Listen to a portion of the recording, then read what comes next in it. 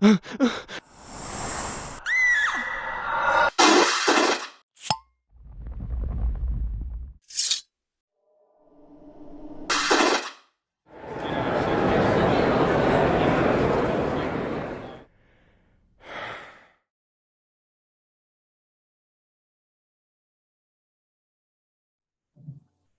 and welcome to the Supernatural Fandom track here at Continual. I'm your host, Gail Z. Martin, and my guest today is Laurena Aker. Laurena is with the Winchester Family Business blog, one of the biggest and most active Supernatural fan blogs out there. I'm going to let her tell you more about who she is, and then we're going to spend this time together talking about all the treasures that fans can find on the Winchester Family Business blog. And you never know what's going to come up besides that. So Laurena, tell us a little bit about who you are and how you got involved with the Winchester Family Business blog, otherwise known as the WFB. Right. Thank you, Gail. Thank you for having me, first of all. This is just very exciting to talk about both Supernatural and the Winchester Family Business. Online, people might know me also as Night Sky. I write under the pen name of Night Sky. I started I found Supernatural in season 7. So I was a little bit of a latecomer. By season 8, I was writing for the Winchester Family Business. And by season 9, I was the managing editor of the website. The WFB, as you said, is the nickname. Is a comprehensive fan site. We have a staff of about 20 people that write for us and do different things for the site. So I'll be happy to tell you all about that. How I got involved with the Winchester Family Business is kind of a really weird, long, funny story.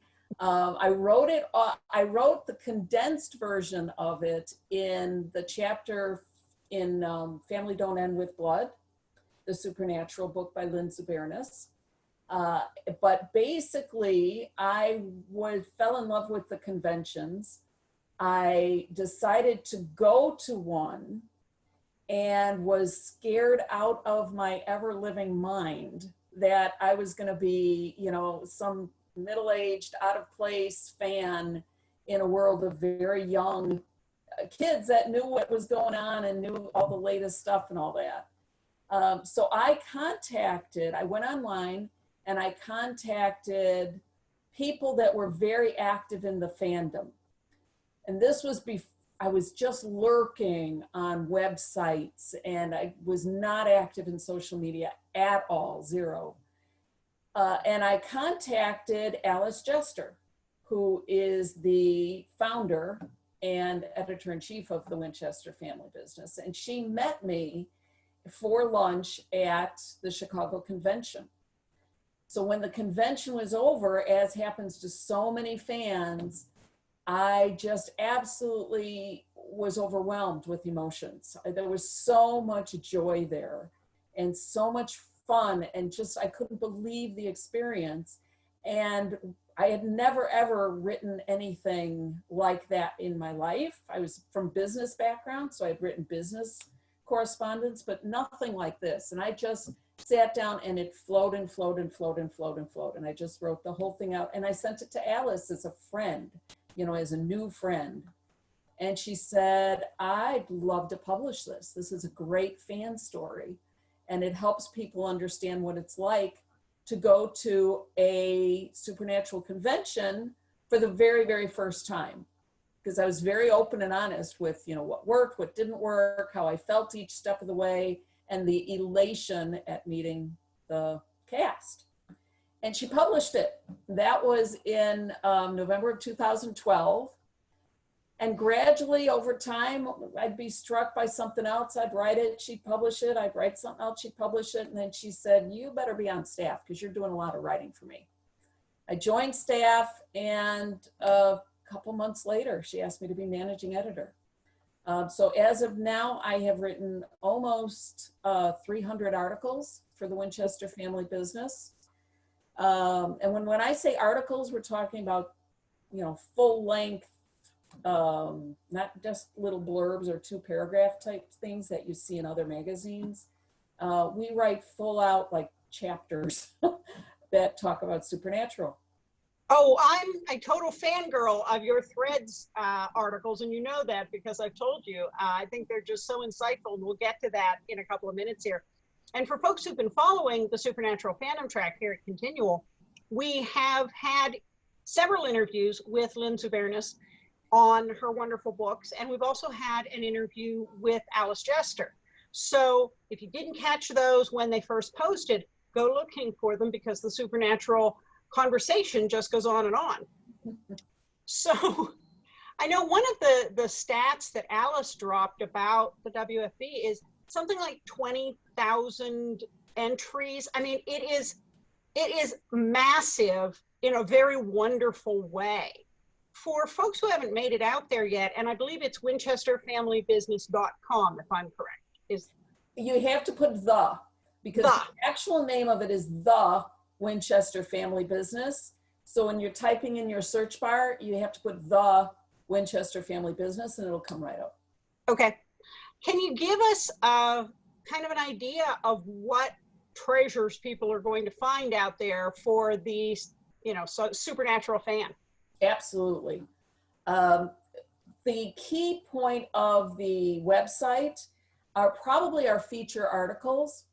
Until this hiatus, this unexpected long hiatus that we find ourselves in, for the past 11 years, we have posted original content every single day, 364 days out of the year, pretty much. So that's where that large archive treasure trove comes from.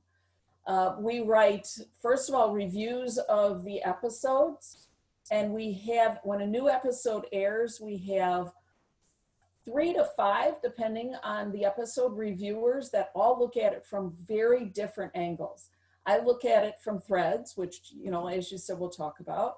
Alice looks at it from a plot standpoint. She is a professional blogger, critic, a television critic.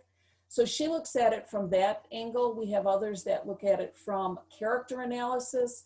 We have one that does a video review on YouTube for plot continuity. So we look at it from all different angles. We also in the past have had someone that did a magnificent visual review showing you all the cues and the colors and how they all contributed to the story. Because cinematography is one of the most famous things about Supernatural, that and the set decorations. So we do reviews, first of all of the episodes, and what people have told me in feedback is that when they read our reviews, it's not just I liked it, I didn't like it. We try and go really dig deeper so that people learn more about the episode and they look at it from viewpoints that they may not have otherwise considered. So it really enriches the episode experience for them. That's something I really enjoy, especially when we're in a hiatus and I'm missing the boys, and going back and rereading those articles about a past season. There are so many things, just like when you rewatch an episode, even if you think you paid close attention the first time, there's so many other things because this crew is so magnificent in the cinematography, like you said, in the little details on the set dressing, in the little hidden Easter eggs, or in the things that you didn't realize were important when you watched it, but now in hindsight you see are leading up, all those things. And I love the depth of the articles on the WFB because it, like you said, it really does enhance it. If you love this show and you really want to savor those episodes, reading those reviews it just brings so much more to light because they know what to look for, and they see things that you probably missed, even if you've watched the episode a dozen times. Thank you.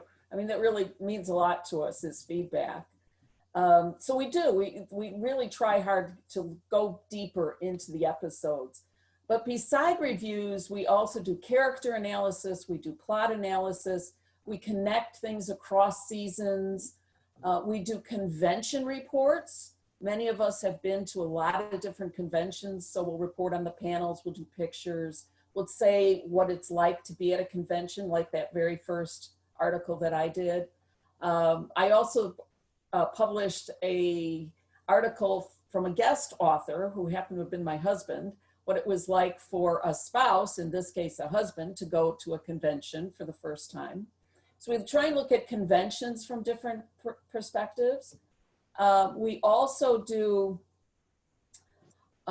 meta. We do series that are like the top 100 episodes of all time. We did that series last year. We had a cross fandom panel, and then we pulled all that together and we all voted and came up with what were 100 to number 1, seasons 1 through 14, and why we thought they ranked in that way. Right now I'm doing a series called Breathtaking Photos. And I'm doing that of the real actors, Jared, Jensen, Misha, and I'm doing it of their characters. And then I'm going to do mixes as well, like J2 or J2M.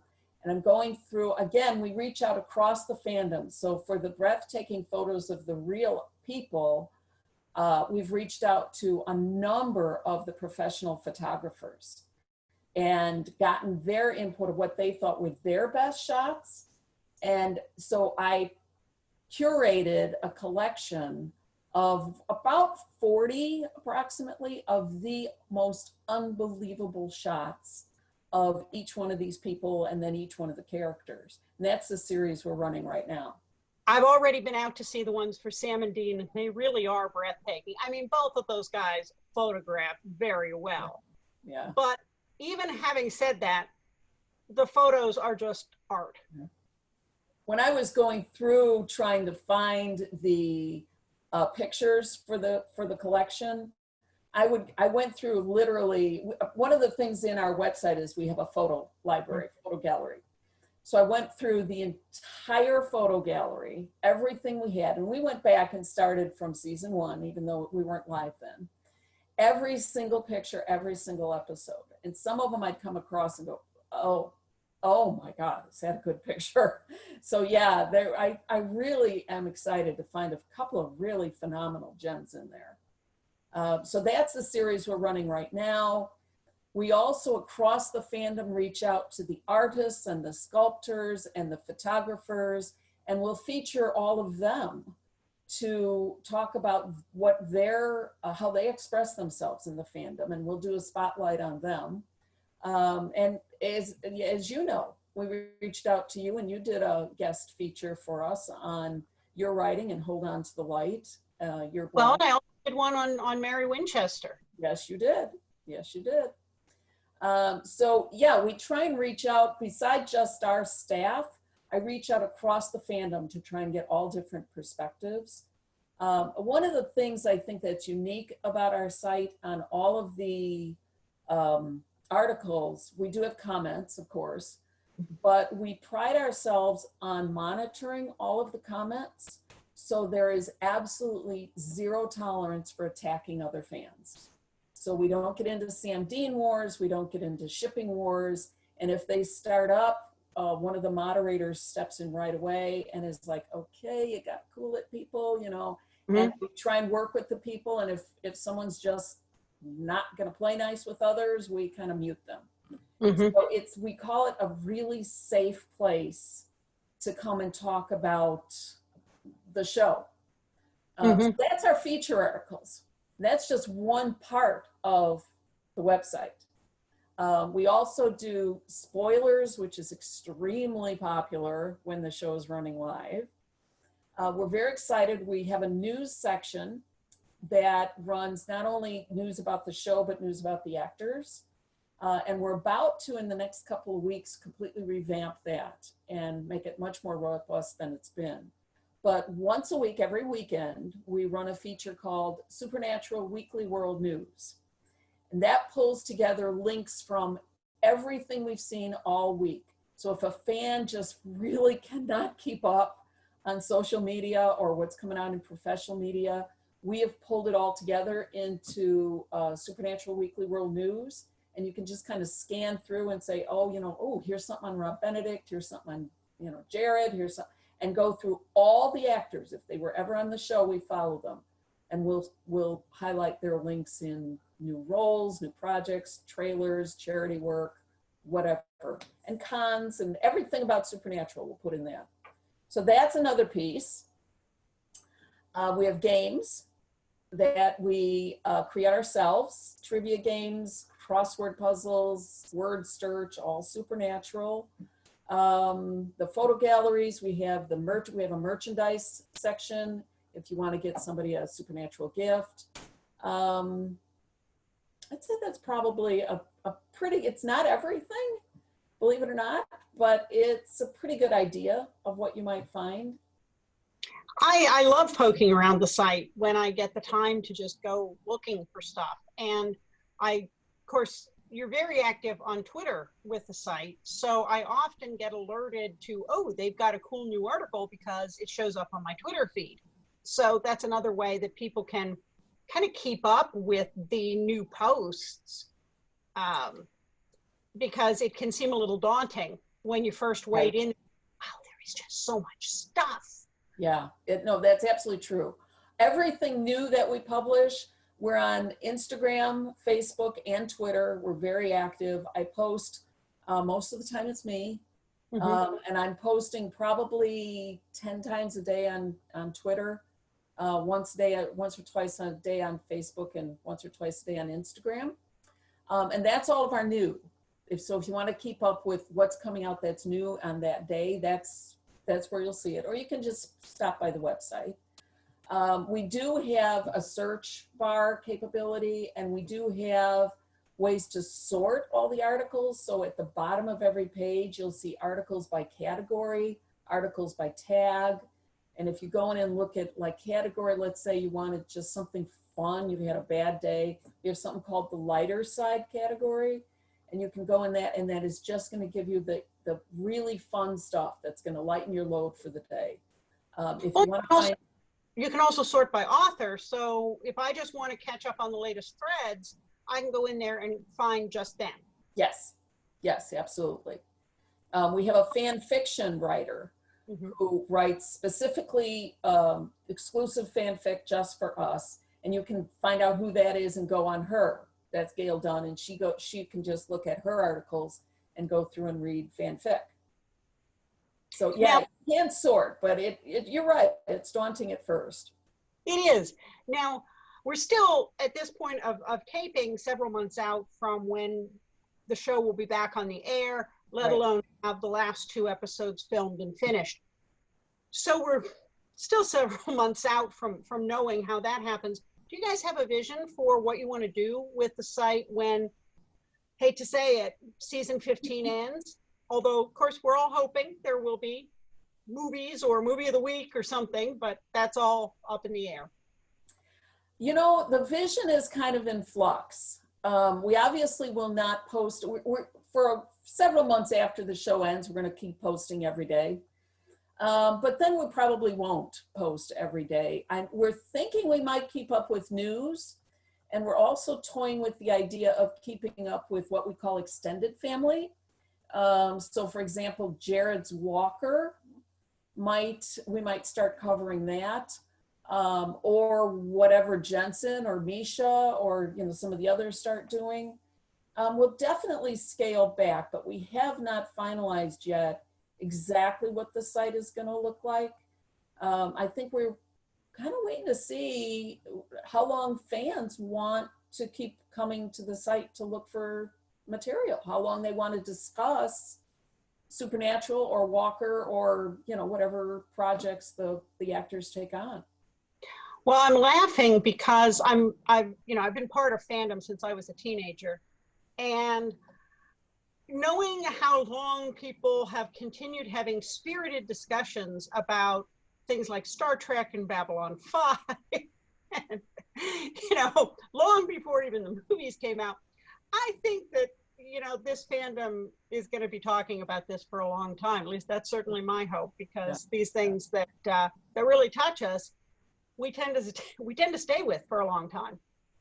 And so we'll update a lot of our articles, like the top 100 of season 1 to 14 we're going to take the time and put in season 15 episodes and see where they slot into that. And so we're going to do a lot of the retro plot analysis and character, you know, oh my gosh, that ending was predicted by something that happened in season 1. And so, you know, we're going to do a lot of that, and then we'll just see. You know, I think we're going to play it by ear. It's not going to be as big as it is now, but our archive is always going to be there. That we're committed to doing. So tell us now about your wonderful Threads articles, because, you know, I'll watch an episode and I'll think I'm really paying attention, or I'll see it again and think I'm even paying more attention. And then I read your Threads analysis and I go, holy crap, I missed half of that. Where did she see that? But you're right, it's there. And you've got such a great sense of looking for these arcs that go between episodes and throughout the season, and a kind of bridge seasons and pull it all together. And I walk away going, okay, first, holy crap, how does she see all that? And then what dark magic are these, you know, is the writer's room using to stick all this stuff in there? Because as an author myself, I know how you try to fit those little goodies in and keep that continuity, and it's a lot of work. And that's not producing, you know, 20, 23 episodes a season. So right. Talk about Threads and how you came to do it and what it actually is, because I think it's pretty magnificent. Thank you. Well, Threads is the name of my review series. When I started working with WFB and I decided that I was going to do a weekly episodic review, I thought, you know, what would make it different? A lot of critics are out there saying, this is why that was a good episode. This is why it was not a good episode. This is what I like. This is what I want. I thought, gee, there's a lot of that. There's a saturation point, and I don't want to start a series that just does more of the same. So what I thought about doing was creating an analysis of the dialogue. I've always been fascinated with words. I guess that's convenient as a writer now, but I've always been fascinated with the power of words. So I would listen to the episodes, the script, and I would hear things repeated over and over and over each year. And within a season, certain words would start to be used more commonly, and they would be predictors of where the plot was going to go. So on a hunch, I got out a transcript of one of the episodes, and I started picking the words that I was hearing more commonly. And I'm not talking about the big themes. I mean, you're going to hear saving, you're going to hear family, you're going to hear father, you're going to hear those type of words all the time, because that's the underpinning of the entire series. But I would start to hear words like fire or cage or gaming or toys, or words that were not what I would expect. And then I'd do a search for those in the actual transcript, and I'd find that they were used 14 times, 23 times. And then I'd do searches on other words, and they would come up twice or 3 times, what you would expect in normal conversation. So I tracked what I called threads, the threads being these words that were within the episode, and then across episodes in a season, and then even across seasons within an arc, a very major arc. And they are predictors. So I have a massive spreadsheet where I keep track of these. It must be. It really is.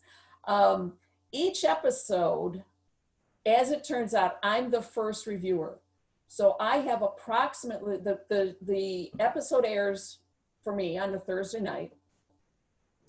And I finish with our recap and the East Coast all the way to West Coast viewing, like at midnight, my time. I go to bed, first thing in the morning I get up, and I have about 8 hours to put together threads because it publishes the very next day. So I just start writing really from the gut of what did I hear, what did I see, and write that all out. and then go to the transcript. And I have to get the transcript several hours to get published, but I have been lucky enough to get them in the past. All my transcript sites have disappeared for season 15. So I'm doing this all by pants for season 15. But the way I've been doing it is I go through and I say, okay, that word that really struck me, where is it? And am I right that it was overused? And then I'll talk about those. I'll say, okay, I'll quote them, literally quote them in the article. Here's who said it. Here's why they said it. Gaming was one of them. We had the gamblers going for a lot for season 15. It's like, why are they keep talking so much about gaming and gambling and loss and winning? And so somewhere in season 15 is an idea, a concept that they're following, and we may or may not have seen it climax yet, about winning and losing and betting something and seeing how it comes out, and parlaying your winnings. So that is one of the themes of season 15. So that's how I track threads. I actually was curious. So in interviewing, as a member of WFB, I do get access to some of the writers of Supernatural. And in interviewing, I've asked a couple of them, one particularly at length, are those threads in there on purpose? Is there a great big whiteboard in the writer's room and they say, okay, this year we want to focus on these 5 words and we want you to weave them into the tapestry of the transcript of the script whenever you can? And I was shocked at the answer. The answer is no. They do not have any kind of a meeting where they say, these are the words or the way I want you to present this concept. Wow. But yeah, which made it to me even more fascinating, because what they said is, but we all know the end game. We all know where the season's going. So in writing about that, it's on our mind. So if you're finding these threads, you're really kind of reading our subconscious and hearing and finding things that we don't know, hints, clues, I call them, that we don't know we're putting in there. And that's not all that different from the way it works when you're writing a fiction book. As the author, you know where it ends. So you are hopefully leaving a trail of breadcrumbs so that the reader doesn't feel like you pulled a switcheroo on them. Right. Like with a mystery, the reader hopefully won't figure it out ahead of time, but they should be able to look back on the clues and say, oh, I should have seen that. Not, now wait a second, you didn't play fair. And that's just part of putting a good story arc together. So that's interesting that it is more similar than not in that respect with regular book writing.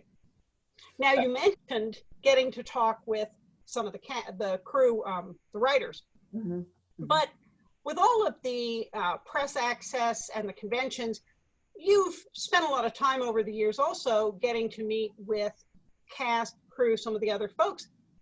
Share some of those stories, and convention stories as well, because that's just what we love to hear.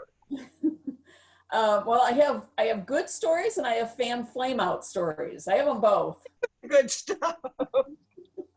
The good stuff is I've been just incredibly honored to be able to talk with the cast in more informal settings.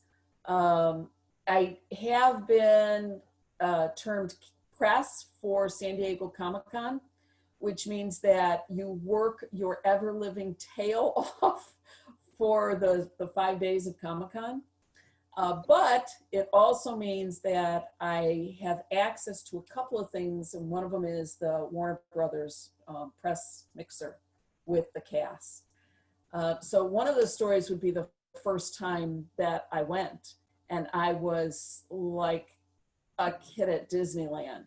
Everywhere I looked at this mixer was the entire cast of every one of the WB's shows that come up on W. So I'd turn around and there was the whole Supernatural cast standing right there. But I'd also see Supergirl or, you know, you name it, The Flash. So I'd have conversations with people. And one of the ones with Arrow was Stephen Amell. I was just, I mean, he's larger than life, just like Jared and Jensen and Misha are. But I had talked with Jared and Jensen and Misha enough to get comfortable and stop like falling over my words when I was talking to them. Stephen Amell once, I really was dying to meet him, and I just couldn't bring myself to go up to him. And Alice was the one who just embarrassed me to death, went up to him and said, I have somebody here who'd like to meet you, and she's too scared to say hello, so I'm going to say hello for you. You know, of course I died in a puddle. But Misha is ever so sweet. That guy is smart, smart, smart, smart. Really, his intellect wows you. And I went up to him and said, you know, I'm sure you don't remember me. And he said, I do remember you. Instead of me being gracious, I said, you do not, Misha. You know, don't act like you remember me. And I reintroduced myself, and, you know, I work for Winchester Family Business. And he looks at me with the most serious face. He goes, Laurena, I do remember you. And I thought, oh, good. You just called Misha a liar to his face. Oh, great way to make friends and influence people, you know. So the next time I saw him in Chicago, he came here for a couple of things. He came here for his hip surgery, and then he came here on his book tour when he was launching the cookbook. And I went up to him and I said, I'm the person that you said you remember. And he said, I do remember you. And he gave me my name back, and I'm like, okay, so I'm just going to turn beet red because you weren't lying and you do remember me, and, you know, I called you a liar. So that was one of my flame outs with Misha. That's such a polite fiction that we all do, where they, yes, and maybe you remember the person's face, but then you're desperately trying to read their name tag without looking like you're reading their name tag, and it's always flipped. So I'm sure he took it in stride. Yeah, he probably did, you know, but I laughed about it. One of my fan flameouts with Jared was at a convention where he knew me from the San Diego Comic-Con, because I'm also in the press room and I sit at little round tables and I interview them and all of that. And I'll digress for just a second, and I'll tell you the very first time I was in a press room at San Diego Comic-Con, I didn't know how I was breathing, because I was sitting at a little round table of 8 people, and it's 7 reporters, and the cast does round robin. So they come and talk to you for literally 2 minutes. It's speed dating. And 7 reporters have to get their questions in that 2 minutes. The first time that Jensen sat down, his charisma hit me like just a wave. I just sat there like, oh my God, Jensen Ackles is sitting at my table and I now have to talk to him. And while I was like trying to breathe and talk and make eye contact and manage all of my technical equipment all at the same time, I blurted out some kind of a question. And I tell you, these actors are so gracious. No matter how much of a fool you're making of yourself, they just brush it off, like you said, in stride, and just take it like it's the most serious question on the earth and give you the answer that is heartfelt. And so, you know, bless their ever-loving hearts. So that was my first press room from Comic-Con. So Jared knew me from a long history of running into him and Comic-Con and all kinds of different reasons that he knew me. And I went up to the autograph line. Yeah, it was the autograph line. And I was pretty comfortable that Jared knew me. I always go up to him and say, hey, bud, how you doing? You know, I think he knows me by looks, by face. And he went to high five me, which he does to everyone. At that moment, I didn't know that he was trying to high five me. So I thought he was asking for like you know, a handshake or something. So I went and interlocked my fingers with his and didn't let go for the entire conversation. So here you have Jared and me with our hands locked, you know, up like hi, for a high five, up like this the whole conversation. And inside I'm thinking, this is really awkward. Why did he want to do this? But you know, okay, I'm holding hands with Jared Padalecki for 3 minutes or whatever it was that we talked. And I walked away and I didn't think anything of it. And a few days later, I saw a video and he was high-fiving everybody. And I went, oh my God, he didn't want to make connection. He wanted a high five. Never ever said, you know, are you going to give me my hand back? Or, you know, I was just trying to high five you. He never embarrassed me at all. So the next convention when I saw him, I got a photo op and I said, Jared, just go with it. The photo op is, I asked him to just hold my hand like this in the picture way up high. So we were interlocked because it's a reminder to me of how gracious he was when I was completely clueless as to, you know, what he was trying to do. So yeah, you know, total flame out, and thank you for these people not embarrassing us to death. Oh, those are great stories. You know, if people haven't been to a convention and all they've seen is the episode about Sam and Dean ending up at a convention, it really isn't like that. We don't solve any real murders or find any hauntings, at least not at the ones I've been to. Right. Not at all. Not at all. I would say honestly, from a convention standpoint, my very, very, very favorite memory was when Kansas performed at San Diego Comic-Con in 2017. That has to go down as, you know, one of the top 10 experiences of my life. I was awestruck. First of all, I'm from the era that Kansas played in. Oh, me too. You know, I loved Kansas to begin with. And Carry On Wayward Son can't play without me tearing up ever in any circumstance. And then to have them playing it live was so much emotion, and the WB and CW did a phenomenal job of doing wall to wall, like floor to ceiling surround video of, at that time, I think it was 13 seasons. 12 or 13. I think we were going into 13 of they just recapped the entire plot from day one up to where we were in video with Carry On Wayward Son going. I was in goosebumps. I still to this day have that video on my phone because it was just an awe-inspiring moment. It just meant so very much.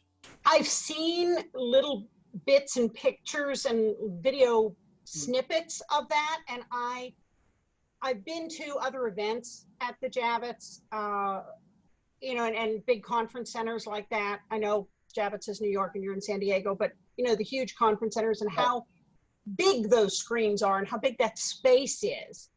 And then I can't imagine how overwhelming that was. And to have read some of the comments that particularly Jensen made about it, them not knowing that Kansas was going to be there, they seemed pretty knocked out by it too. I think they snuck in the back, didn't they, to see it? They did. The three of them went into the back so they could watch the performance themselves. And Jensen was fanboy. He wanted to meet them in back because they were rock stars.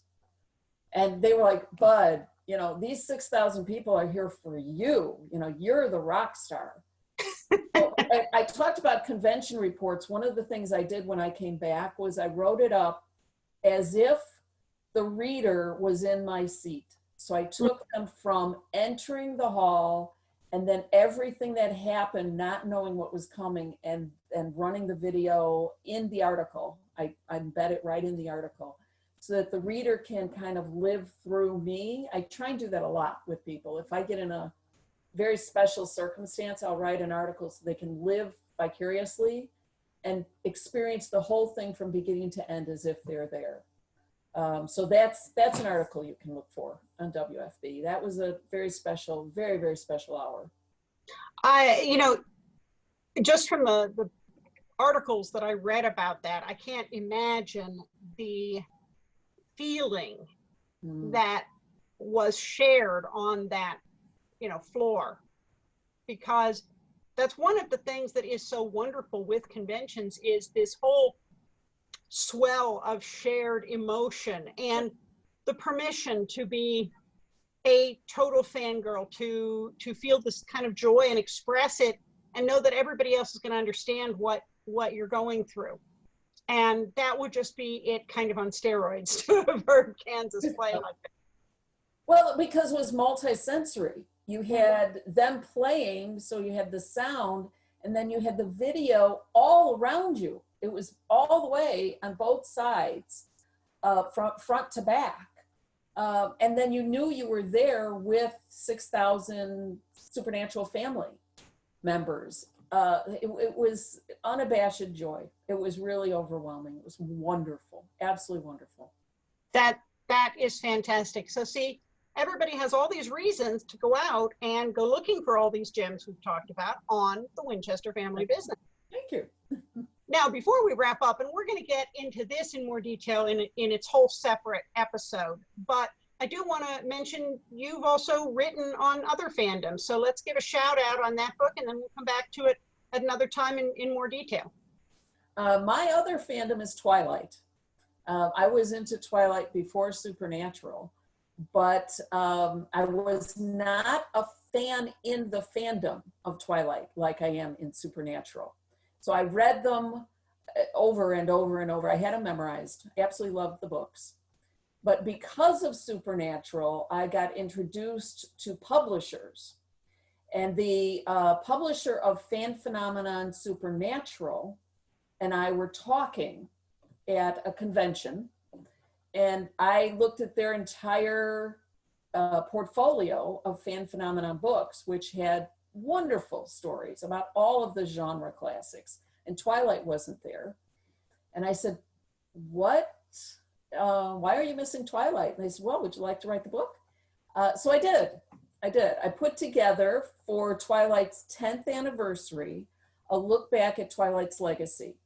So I got the original stories from people that were involved while it was at its height of popularity and asked them to say, okay, look back 10 years now, put it in perspective.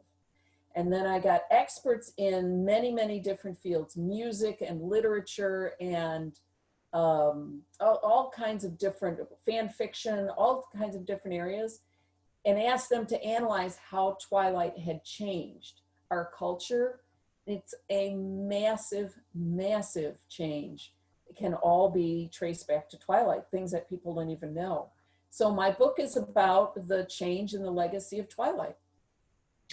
That sounds fantastic. I mean, I love how we celebrate these shows and books and movies at one level, and then we can dive so much deeper. And as folks who are following the fandom track have seen, I've had on so many people who come at the fandom not only out of their love as a fan, but also from a professional capacity as a psychologist or a social worker or somebody who deals with grief therapy, and then comes back and looks at the show through the lens of their professional specialty, which gives us a whole different way of seeing it. And the strength of some of these fandoms is that the shows stand up to that sort of analysis and criticism. So for anybody who, well, if anybody thinks this way, they probably aren't watching this video on a online convention. Right. But for anybody who may say that they think fandom is superficial or not shallow, or, oh, honey, you just haven't even, right, you know, scratched the surface. There is so much. So much more to it. Right. Well, Laurena, thank you so much for being with me today. As I said, we'll be back to talk about more things, but tell us a little bit more, once again, how people can find you and the Winchester Family Business blog online. Okay. Our website address is thewinchesterfamilybusiness.com. So that's how you can get directly to the website. On Facebook, Twitter, and Instagram, we're at WinFam Business, WINFAM Business, and it's the same on all three. So you can find us there. And I'm the one that's running all of those. You will find me as Night Sky on Twitter. I am on Twitter, Instagram, Facebook. I'm all of those, but I'm as Night Sky. So if you want to follow me, then it would be Night Sky. All right. Well, thank you very much for being with me. Folks, thank you so much for being here with us on the Supernatural Fandom Track at Continual. Stay tuned because we've got more supernatural love, legend, and lore coming your way.